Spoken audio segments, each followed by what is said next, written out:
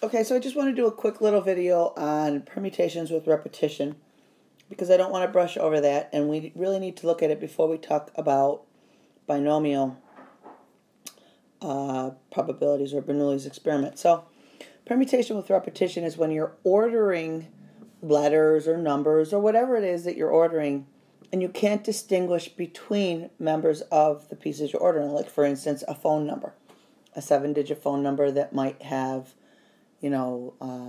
repeating digits in it. So let's take a look at an example.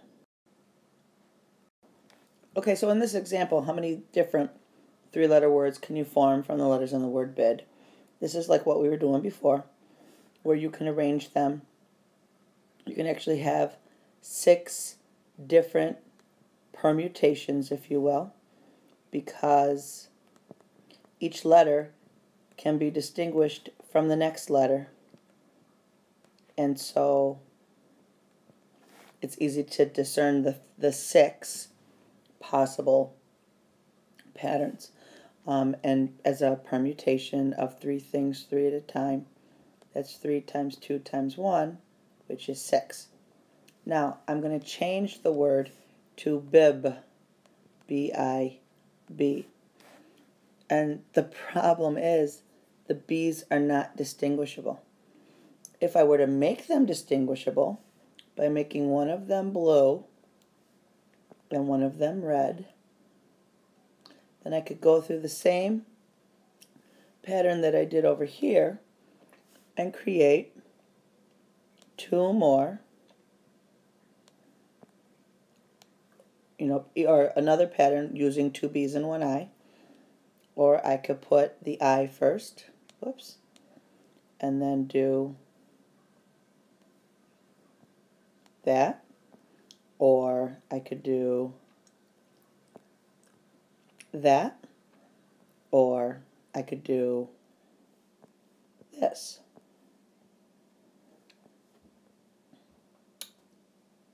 Oh, yeah, that's it. Okay. Got a little mixed up there. And you can see that I have created 6 distinct by color patterns. What's really happening here, though, is if they're not in color, then we have pairs that match. And it's because of the repetition. So I've got a pair there that's both BBI. I've got a pair here that's BIB. And I've got a pair here that's IBB. So take away the color, and we only have 3 patterns. The I can go in the first position here. The I can go in the middle position, or the I can go at the end. That's pretty much it. So what happens is, again, it starts out as a permutation of 3 things, 3 at a time, but then we're going to divide out the repetitions, which is how many letters repeat. And in this case, that's 2 factorial. So I'm going to end up with my 3 times 2 times 1, which is the same as I did over here, but I'm going to divide it out by the 2 times the 1. So I will actually only have 3 patterns. Okay, here's a couple more examples.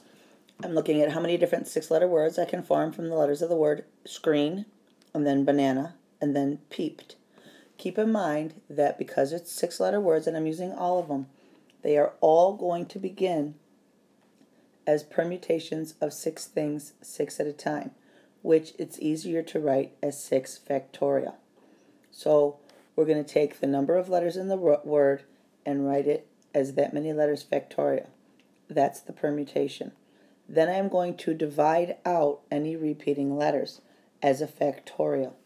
So because there are 2 E's, I am going to divide this by 2 factorial. And then that will give me, essentially, 6 times 5 times 4 times 3 times 2 times 1 divided by 2 times 1. And then if I get rid of these factors that are duplicates or make fractions of 1, divide out, I essentially have 6 times 5 is 30 times 12, which will give me 360. The next one, banana. When I look at this, I see 2 N's and 3 A's. So not only do I have to account for the 2 N's repeating, I also have to account for the 3 A's repeating. So again, I'm going to start out this one as a permutation of all 6 letters, which is 6 factorial. Then I will divide it by 2 factorial because of the N's. I will also divide it by 3 factorial because of the A's. So the 2 factorial is because of the repeating N's, and the 3 factorial is because of the repeating A's. So again, if I were to list these factors out, it would be 6 times 5 times 4 times 3 times 2 times 1 divided by 2 factorials 2 times 1 and 3 factorials 3 times 2 times 1. So I can get rid of some factors here. My 3 times 2 times 1 is 6. I'll take out the 6. And my 2 I will take out of the 4 and leave the leftover 2. And then this is much easier to multiply because 5 times 2 here is 10, and 3 times 2 is 6, and 10 times 6 will give me an answer of 60 possible different distinct words. Peeped is the same idea. Again, I once again have 2 P's and 3 E's. So if I were to set this one up, it turns out that it's going to be exactly the same as banana. So I would divide by the 2 factorial for the P's and the 3 factorial for the E's. And because I just calculated that in the one above, I can just say, I know that that's 60. Now keep in mind, you can do this on the calculator also. The factorial button is once again under your math menu. If you go to your math menu and over to your probability menu, factorial is number 4. It's your factorial button. You would choose that. Just be very aware of the fact that there's a product in the denominator, so this would have to go in parentheses. Same up here. This would have to go in parentheses if you're going to do it that way. Sometimes it's safer to evaluate the numerator and the denominator individually, and then you can go ahead and do the division. You'll be less apt to make a mistake that way.